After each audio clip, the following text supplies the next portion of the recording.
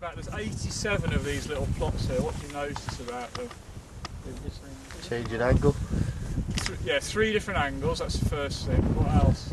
Different V's. Yeah, they've got different notches in them.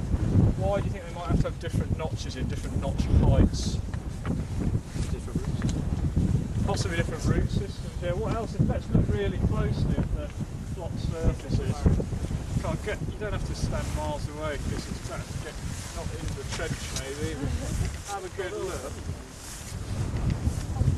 There are holes. Let's forget about holes. I'll tell you about them in a bit. Different cover density. So there's different amounts of sward cover or grass cover on these. Okay. What else were you just about to say, beginning with L? Length. They're all the same length, aren't they?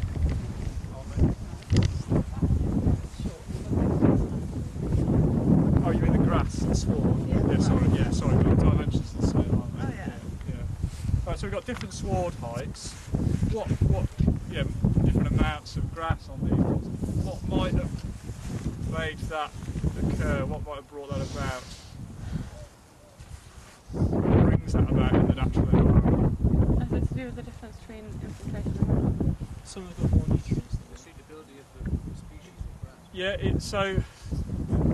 there is a nutrient issue. If you add more nutrients to the soil, you might expect to promote grass growth. But what retards the growth of grass? Yeah, nutrient limiting is one thing that retards vegetation growth. What else? There's not really any of them around in this field. Livestock. Yeah, livestock, yeah, sheep. Actually, cattle is one of the chief livestock we're interested in. The reason you don't see a lot of cattle, you tell me, why don't you see a lot of cattle this time of year? They're all being eaten. But some of them are producing milk, we don't need them. They're all inside. Why are they inside? It is cold. But they're eating silage. One of the reasons for cutting silage is so we can feed them over the winter, but why are they actually not forage?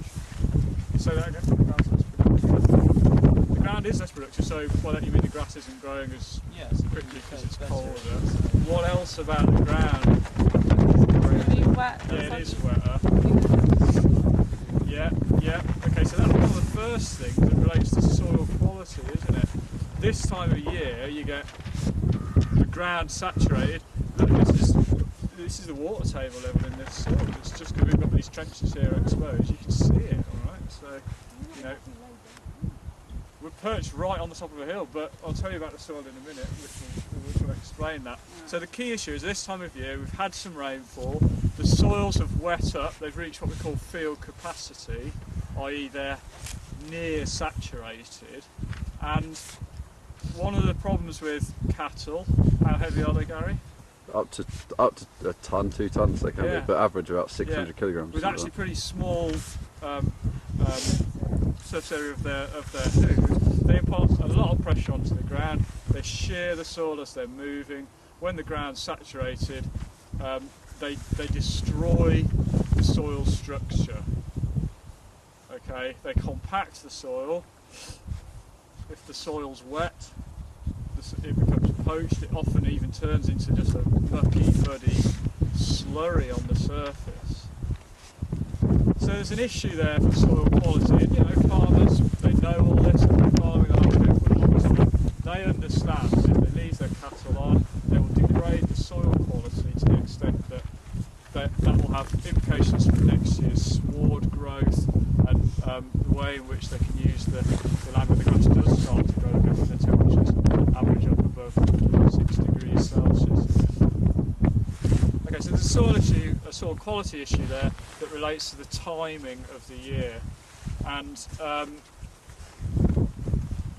one of the things that we were trying to look at with these plots is by artificially treading, and some of you will have noticed that these are at different levels, they've got different degrees of compaction.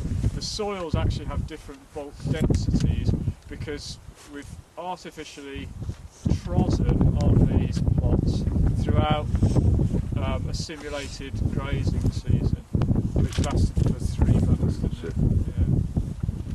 did that. Well, we were going to do that. You can't see it very well, but there's a white and black framework thing over there on wheels, which is called AGS, Artificial Grazing Simulant, which was built to tread on all these plots.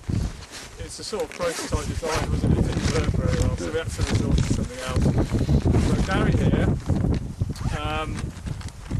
trod all these plots artificially at different, the same number of times with the same pressure, but at different spacings, at different temporal time, at different time steps throughout the summer, to simulate different stocking densities, which were 0, 2, 4 and 6 livestock units per hectare. And the idea behind that was not only do single cows impart pressure on the landscape, destroy the soil structure, but our hypothesis was that as you increase stocking density, which of course you might do, it's a desirable thing if you want to produce more milk, more beef, if you're a farmer, you might have more impact on the soil structure and therefore the soil. You mentioned cattle do something else, which is... They poo and then have nutrients. They do poo, yeah, exactly. Yeah, they excrete manure directly. And in addition, what happens over the winter? They don't just stop excreting, do they, in these hard standing soil sheds. What gets done with all the slurry? It gets put in a slurry bin, and then where does it go? Back onto the land, right? So there's a real issue with the movement or redistribution of that slurry around the landscape, and obviously ultimately if it gets into the water, surface waters, there can be serious pollution incidents. What's in slurry, what's in pathogens, yeah, what else is in there? Nitrogen, phosphorus, potassium. Nitrogen and phosphorus, two of the ones we're really interested in these environments. Due to fertilisation of these soils, both by manures, slurries and inorganic fertilisers, there's way more phosphorus in this soil than there should be naturally. It's estimated that there's 30 years worth of, even if you stop putting any phosphorus on the land now, you'd still have an excess phosphorus stored in this soil for 3 decades. Right? But if you're a farmer, what are you going to do? Your slurry pit's full. Where do you put all your shit? Okay, so there's an issue here about how you manage the land. If you take your cattle off, you've got to house them, you've got to store their slurry, you have to do something with this, you have to put it back on the land. It is a nutrient as well, grass will grow faster if you put manure on it, okay? And there is evidence of productivity gains. So what do you think we did here to try and replicate this addition of poo or excreta? Oh, you didn't? No, I didn't actually, Gary did. But that's good. That's all.